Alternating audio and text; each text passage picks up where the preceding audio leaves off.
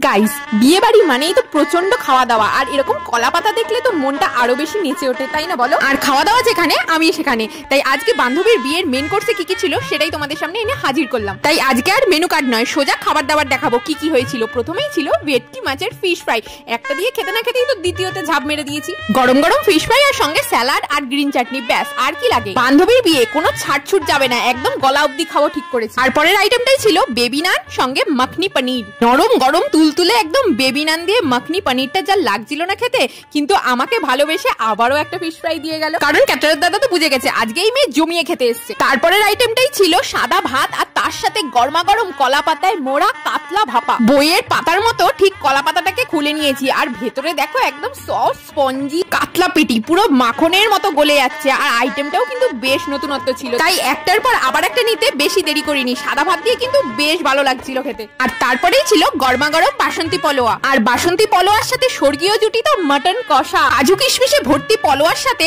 Mutton কষাটা কিন্তু দারুণ লেগছিল খেতে। প্রথমেই 4 পিস দিয়ে খাওয়া শুরু করলাম, আর পলোয়াটা দিয়ে মাটন কষাটা কিন্তু ভালোই লাগছিল, কিন্তু খেতে খেতে মনে হলো না সাদা ভাত দিয়ে মনে হয় মাটন কষাটা আরো বেশি জমে যাবে, তাই সাদা ভাতের সাথে মাটন কষাটা একবার ট্রাই করলাম, স্বর্গীয় অনুভূতি। তারপরে আবারও 4 পিস নিয়ে বসে পড়লাম। আজকে মোটামুটি 16 পিস মাটন দিয়ে ভুড়ি ভোজটা বেশ ভালোই হলো। তারপরে ছিল চাটনি আর সঙ্গে ছিল পাঁপড়। এরপরে শুরু হলো মিষ্টির পর্ব। প্রথমেই ছিল লটচমচম, মধুমালঞ্চ আর ডায়মন্ড চাঁদনি। প্রত্যেকটা মিষ্টির আইটেম ছিল বেশ নতুনত্ব। আমি তো ফাটিয়ে ভুড়ি ভোজ করলাম। তোমাদের কেমন লাগলো ভিডিওটা অবশ্যই কমেন্ট করে জানাও।